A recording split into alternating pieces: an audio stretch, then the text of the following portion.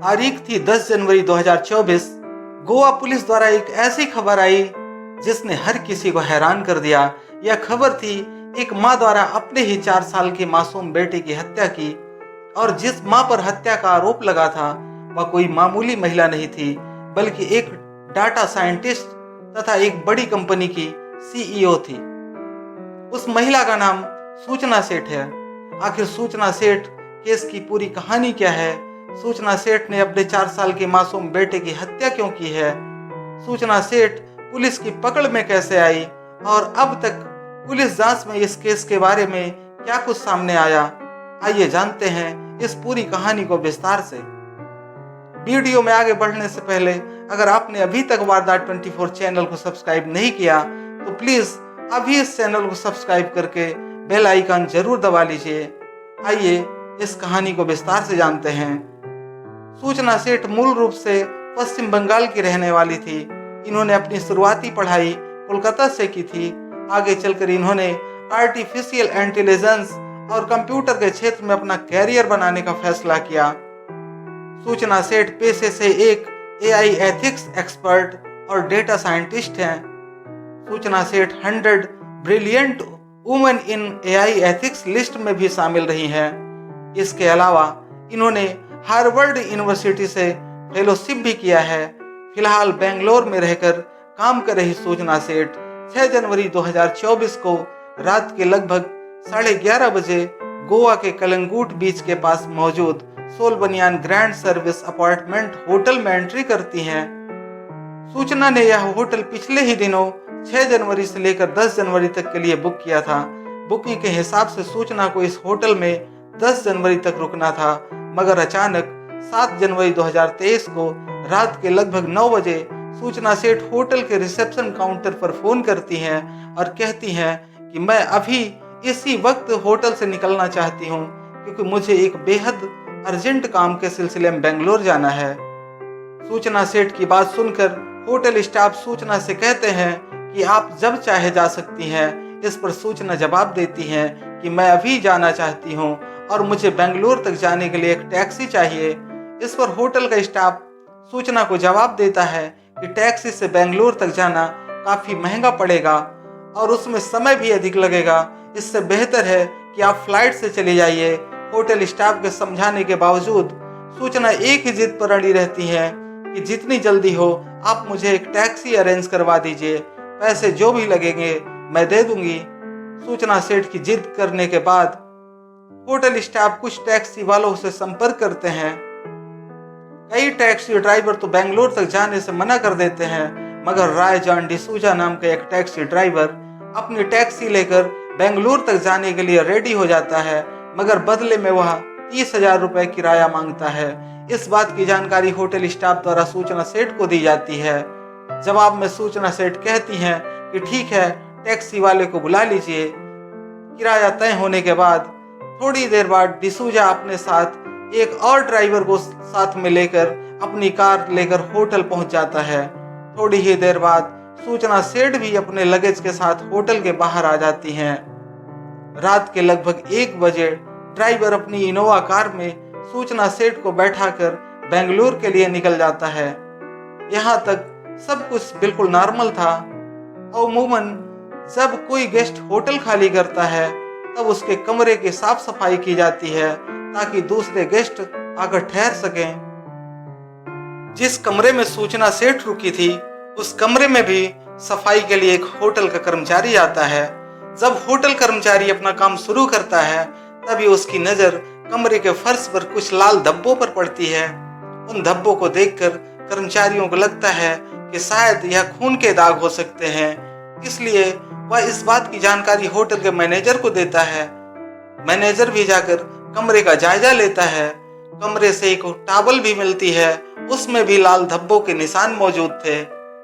तुरंत ही hotel staff Calangute police station में फोन करके कमरे में मौजूद खून के धब्बों की जानकारी देता है। यह जानकारी मिलते ही कलंगूट स्टेशन से पुलिस की एक टीम तुरंत मौके पर पहुंचती है और वह भी कमरे की तलाशी लेती है। उन्हें भी खून का धब्बा नजर आता है। इसके बाद पुलिस वाले होटल के सीसीटीवी फुटेज को खंगालने का फैसला करते हैं। सीसीटीवी फुटेज में दिखता है कि जब महिला होटल के अंदर दाखिल हो रही थी तो उसके साथ एक छोटा सा बच्चा भी था, मगर जब वह रात के लगभग 1 बजे होटल के बाहर निकलती है तो उसके साथ बच्चा नहीं था। इतना देखते ही पुलिस वाले तुरंत सूचना सेठ के मोबाइल पर फोन करके उससे बात करने की कोशिश करते हैं, मगर सूचना सेठ का मोबाइल नंबर स्विच ऑफ आता है। इसके बाद पुलिस अधिकारी होटल के उस ड्राइवर का नंबर लेते हैं जो ड्राइवर सूचना सेठ को अपनी कार से बेंगलुरु लेकर जा रहा था। पुलिस वाले ड्राइवर को फोन करते हैं और उससे पूछते हैं कि जो महिला उसकी टैक्सी में है उसके साथ कोई बच्चा है या नहीं। ड्राइवर बताता है कि महिला के साथ कोई बच्चा नहीं है। तब ड्राइवर से कहते हैं कि फोन पैसेंजर को दो।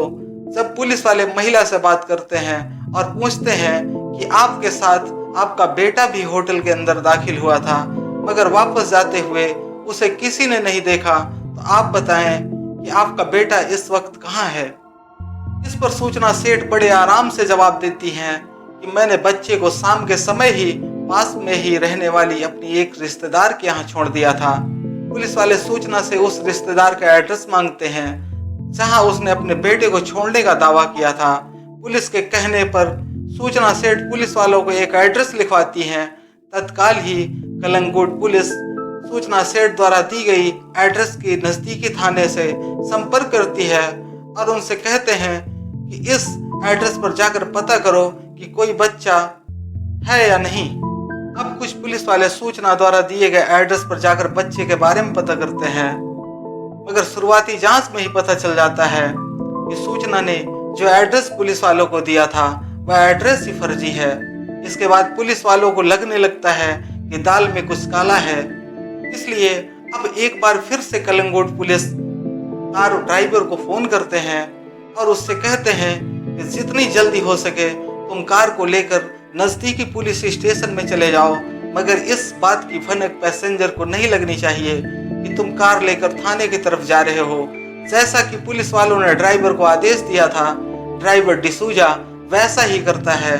थोड़ी दूर चलने के बाद सूचना से ड्राइवर कहता है कि आगे बहुत ज्यादा जाम लगा हुआ है और अगर हम इस रास्ते से गए तो बहुत ज्यादा वक्त लग सकता है, इसलिए मैं आपको दूसरे रास्ते से लेकर चलता हूँ। फिर इसी बहाने ड्राइवर चुपचाप कार को लेकर कर्नाटक के चित्रदुर्गा इलाके के एमंगला पुलिस स्टेशन में खड़ा कर देता है।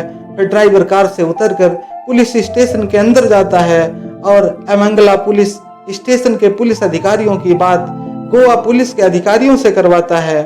गोवा पुलिस के अधिकारी पुलिस वालों से बात करते हैं, अधिकारियों से कहते हैं कि जितनी जल्दी हो सके इस महिला के सामान की तलाशी लो। जब यहाँ पुलिस वाले सूचना सेठ के सामान की तलाशी लेना शुरू करते हैं तो उनके पैरों तले जमीन खिसक जाती है। पुलिस वालों के कहने पर सूचना अपना बड़ा सा बैग खोलती हैं तो पहले उसमें कुछ कपड़े दिखाई देते हैं, उसके नीचे बच्चे का खिलौना नजर आता है। यह खिलौना सूचना के बेटे का ही था। जब सभी सामान को वहां से हटाया जाता है तो बैग में सबसे नीचे 4 साल के मासूम का शव दिखाई देता है।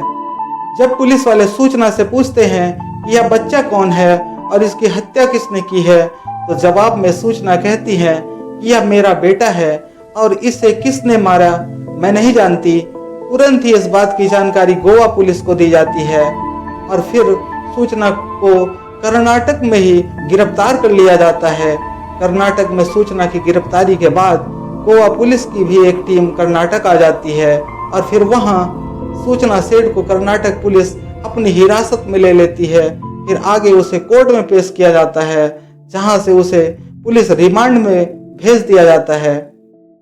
पुलिस के सामने सबसे बड़ी चुनौती इस बात का पता लगाना था कि इस हत्या का मोटिव क्या है, इसलिए पुलिस वाले सूचना सेठ से पूछताछ शुरू करते हैं। शुरुआती पूछताछ में ही सूचना सेठ कहती हैं कि मुझे नहीं पता कि मेरे बेटे की हत्या किसने की है, क्योंकि जब मैं सोने गई थी तो मेरा बेटा जिंदा था और जब मैं जागी तो मेरा बेटा मर चुका था, इसलिए मैं इसे अपने साथ बैग में लेकर जा रही थी ताकि मैं इसके साथ हमेशा के लिए रह सकूं।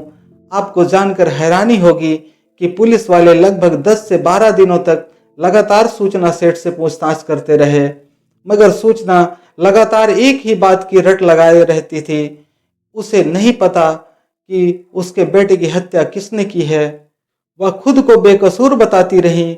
भले ही सूचना सेठ खुद को बेकसूर बता रही थी, मगर जब बच्चे का पोस्टमार्टम किया जाता है तो बताया जाता है कि पोस्टमार्टम से लगभग 36 घंटे पहले बच्चे की हत्या तकिए से मुंह दबाकर या फिर गला घोट कर की गई है।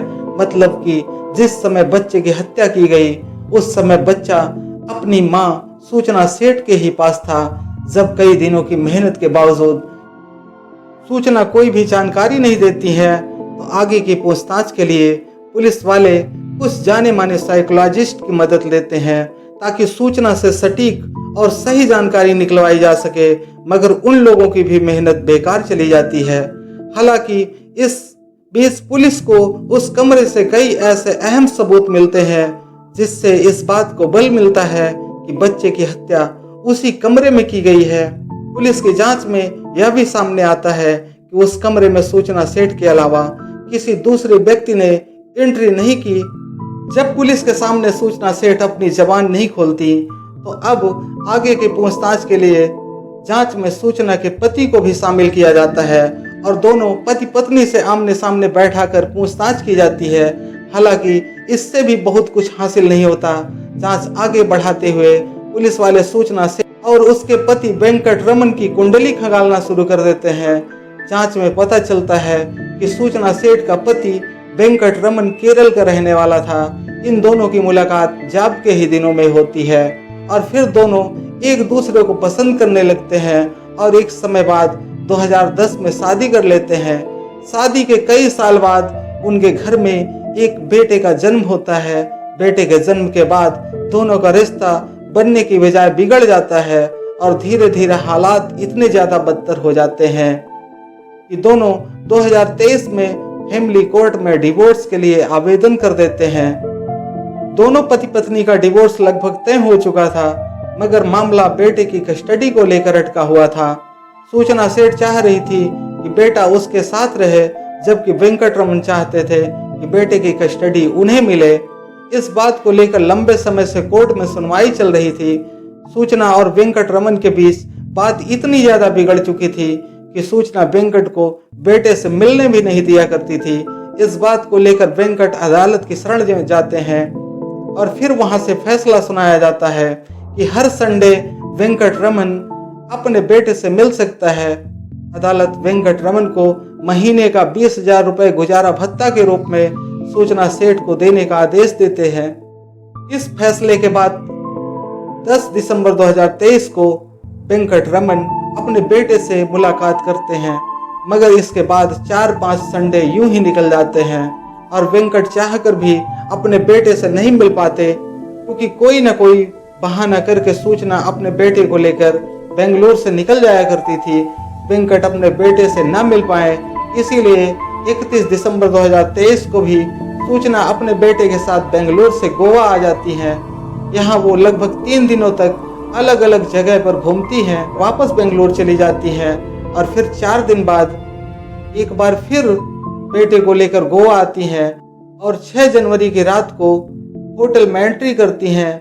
जैसा कि हमने बताया था कि पोस्टमार्टम रिपोर्ट के मुताबिक शव मिलने के लगभग 36 घंटे पहले ही बच्चे की हत्या की गई थी। इस होटल में एंट्री करने के 2 घंटे बाद ही सूचना सेठ अपने बेटे की हत्या कर देती हैं और फिर अगले 18 घंटे तक बेटे के शव के साथ ही होटल के कमरे में बंद रहती हैं। इस दौरान सूचना ना तो एक बार भी खाने के लिए कुछ मंगाती हैं और ना ही किसी से बात करती हैं। हालांकि इस बीच जब लगातार बेटे से मिलने के लिए सूचना सेठ का पति वेंकट रमन सूचना को कॉल करने की कोशिश करता है, तो जवाब में सूचना एक मैसेज करती है कि तुम संडे को अपने बेटे से मिल सकते हो। हालांकि ऐसा नहीं हो पाता क्योंकि तब तक बच्चे की मौत हो चुकी होती है। इस पूरे मामले में सूचना सेठ का रवैया शुरू से बड़ा ही अजीब रहा, इसलिए कुछ लोग दावा करने लगते हैं कि शायद सूचना सेठ मानसिक तौर पर फिट नहीं है और उसने जो कुछ भी किया शायद पागलपन में किया होगा।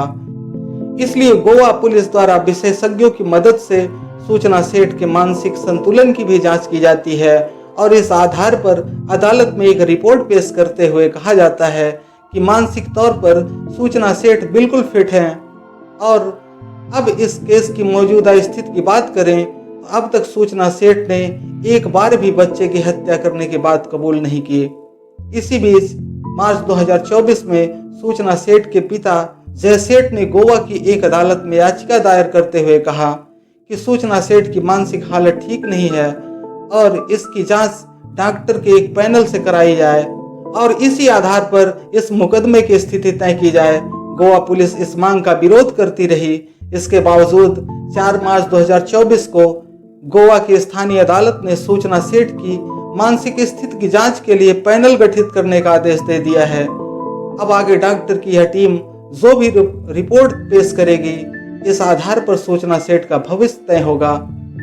वैसे कुछ लोगों का यह भी कहना है कि सूचना सेठ एक हाईली क्वालिफाइड महिला है, इसलिए उसे पता है कि कैसे बचा जा सकता है, इसलिए वह नाटक कर रही हैं। अब सच्चाई क्या है वह तो आने वाला वक्त ही बताएगा।